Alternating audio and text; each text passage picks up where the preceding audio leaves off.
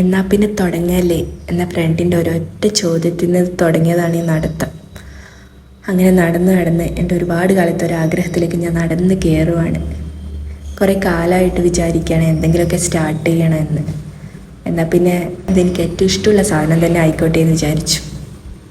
എനിക്കൊരുപാട് ഇഷ്ടമാണ് ജ്വല്ലറീസ് കാണാനും ഇടാനും. ക്വാളിറ്റി ഉള്ളത് അഫോർഡബിളും ആയിട്ടുള്ള ജ്വല്ലറീസ് മാത്രമേ ഞാൻ സെലക്ട് ചെയ്യാറുള്ളൂ. സോ അതിന് വേണ്ടിയിട്ട് ഞാൻ കുറേ ടൈമും സ്പെൻഡ് ചെയ്യാറുണ്ട്. അങ്ങനെയാണെങ്കിൽ എനിക്കിഷ്ടമുള്ള ജ്വല്ലറീസ് മറ്റുള്ളവരിലേക്ക് എത്തിച്ചാൽ നന്നായിരിക്കുമെന്ന് ഞാൻ വിചാരിച്ചു. അങ്ങനെ ബിസിനസ് സ്റ്റാർട്ട് ചെയ്യാൻ വേണ്ടി ഇന്ത്യ മാർട്ടിൽ കയറിയിട്ട് കുറേ ഡീലേഴ്സിനെ കോൺടാക്റ്റ് ചെയ്തു. പക്ഷേ എൻ്റെ ഏറ്റവും വലിയ കൺസേൺ ക്വാളിറ്റി ആയിരുന്നു.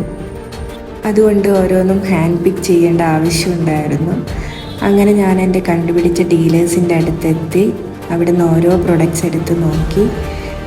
എൻ്റെ സ്വഭാവത്തിൽ അല്ലെങ്കിൽ ഞാൻ എന്ത് ചെയ്യുമ്പോഴും ക്വാളിറ്റിയിൽ ചെയ്യണം എന്നുള്ളത് കൊണ്ട് ഓരോന്നും ഹാൻഡ് പിക്ക് ചെയ്ത് ക്വാളിറ്റി കോംപ്രമൈസ് ചെയ്യാതെ എനിക്കിഷ്ടപ്പെട്ടതും നിങ്ങൾക്ക് ഇഷ്ടമാകും എന്നുറപ്പുള്ളതുമായ കുറച്ചധികം ജ്വല്ലറീസ് സെലക്ട് ചെയ്തു.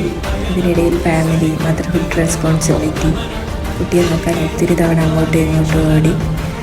ഒരുപാട് സമയമെടുത്ത് പർച്ചേസിങ്ങിന്. എല്ലാം കഴിയുമ്പോഴത്തേക്ക് ഈവനിങ് ആയി. എല്ലാം തീർന്നു എന്ന് വിചാരിച്ചു. ബട്ട് എല്ലാവിടെ തുടങ്ങിയതേ ഉണ്ടായിരുന്നുള്ളൂ. സെലക്ട് ചെയ്ത പ്രൊഡക്ട്സൊക്കെ സോർട്ട് ചെയ്ത് ചെക്ക് ചെയ്ത് എല്ലാം സെറ്റാക്കി വെക്കുമ്പോഴേക്കും 1 മണി കഴിഞ്ഞായിരുന്നു രാത്രി. അത് കഴിഞ്ഞ് പിറ്റേ ദിവസം ഫുൾ ഡേ അതിൻ്റെ ഫോട്ടോഷൂട്ട്, അങ്ങനെ കുറേ പരിപാടികളൊക്കെ ആയി കുറേ ടൈം പോയി. അങ്ങനെയാണ് ഞാൻ ഈ ബ്രാൻഡ് തുടങ്ങിയത്. സോ എല്ലാവരും സപ്പോർട്ട് ചെയ്യുമെന്ന് വിചാരിക്കുന്നു. സ്റ്റാർട്ട് ചെയ്തിട്ട് കുറച്ച് ദിവസമായി. എന്നാൽ പിന്നെ ബിഹൈൻഡ് ദി സീൻ കൂടി ഇടാമെന്ന് വെച്ചു. അങ്ങനെ എൻ്റെ ബ്രാൻഡ് ഞാൻ സ്റ്റാർട്ട് ചെയ്തിരിക്കുകയാണ്, ഓറിയ ജ്വല്ലറി സ്റ്റോർ.